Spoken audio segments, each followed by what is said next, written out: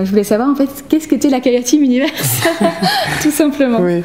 Eh bien en fait c'est venu à l'époque où j'écrivais le roman, Kaya Dove, en fait parce que la super-héroïne Kaya Dove, elle a une copine qui la suit partout, qui est une adolescente, et qui est moitié anglaise, moitié française. Et quand la super-héroïne a réuni un petit groupe autour d'elle pour l'aider dans sa mission, donc la petite jeune, donc, qui s'appelle Amber, elle a dit bah, c'est notre team qui est en train de se créer, donc comme c'est pour toi, Kaya, donc c'est notre Kaya Team. D'accord. Hein, c'est venu comme ça.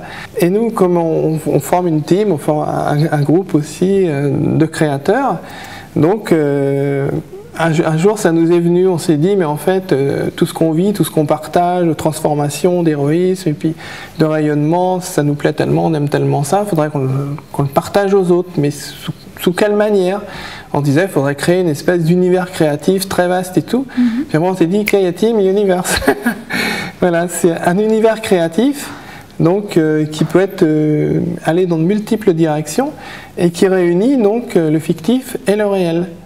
C'est-à-dire grâce à l'héroïsme, on dit aux gens mais l'héroïsme c'est pas que dans les films ou les romans et tout ça, ça peut être vécu dans la vraie vie. Et donc bah, nous on vous donne des méthodes pour le vivre. Donc le Kaya Team Universe, c'est en quelque sorte un créateur de méthodes pour aider les créateurs. C'est-à-dire que tous les artistes, artisans et tout qui veulent rayonner dans le monde, libérer leur créativité, nous on peut leur donner des méthodes, des moyens d'y arriver. On veut les encourager, quoi.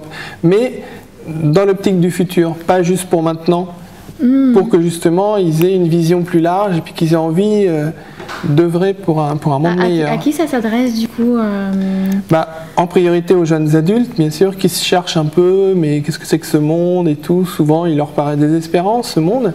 Nous, au contraire, on veut amener une méga espérance. On peut leur dire, mais avec toutes les capacités, les dons, les facultés que tu as, en ouvrant ton cœur, tu vas les libérer.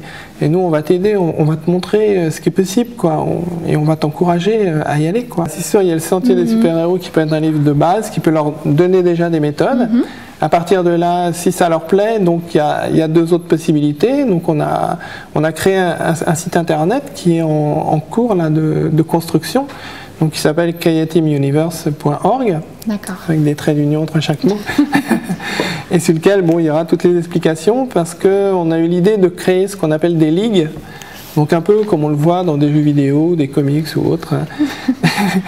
Donc chaque ligue en fait représente un domaine d'action. Donc par exemple il y a les bâtisseurs du futur, c'est-à-dire ça représente tous les domaines dans lesquels l'être humain peut agir et être créateur et peut changer des choses dans la société pour aller vers un monde meilleur. De façon à cibler un peu. Bah tiens, moi il y a ça qui me plaît, ou j'ai tel don, j'ai telle capacité, bah cette ligue-là c'est la mienne, donc c'est plus facile à se retrouver pour après se regrouper. C'est comme un mouvement créatif pour que les gens prennent conscience qu'ils ne sont pas tout seuls dans leur coin à penser ça. Hein, faire passer le message, parce qu'on rencontre souvent des gens qui pensent certaines choses puis ils disent ouais, je suis tout seul dans mon coin, personne ne pense la même chose, alors qu'on est plein. Il y a plein de gens qui pensent à ça. Donc nous, c'est pour fédérer un petit peu tous ces gens. On ne va pas forcément diriger quoi que ce soit. Après, une fois que les gens sont dans leur lit et qu'ils ont des projets, nous, on leur donne les méthodes et après, ils y vont, quoi. Et par rapport à la vision du futur, moi, j'aimerais savoir quelle est votre vision du futur ou quelle vision du futur vous motive et vous défendez. Eh ben moi, mon idée du futur meilleur, c'est un futur plus humain. Donc un futur où l'être humain va révéler davantage qui il est, de par sa créativité, de par son mode de vie. Un futur plus fraternel aussi, où les êtres humains feront beaucoup plus de choses ensemble. Même, on peut imaginer un village où tous les gens se connaîtront et œuvreront ensemble. Il y aura comme une collectivité fraternelle. Il y a comme deux choses. Il y a d'une part le choix de notre temps pour que les gens se sentent concernés vraiment. Voilà, c'est aujourd'hui le choix. Il y a ça. Et puis il y a aussi le fait que j'ai perçu que d'ici une vingtaine d'années, il y a des choses qui allaient vraiment être très fortes et très déstabilisantes qui se jouaient. Et donc c'est maintenant qu'il faut, comment je dirais, agir de telle et telle manière, se révéler, etc. pour que ce cap soit bien franchi dans 20 ans. C'est approximatif, mais... Il faut oser construire un futur, on va dire, qui nous ressemble maintenant. Ouais, dès maintenant, il faut prendre des bons caps, tourner bien à droite au carrefour. Et pas attendre.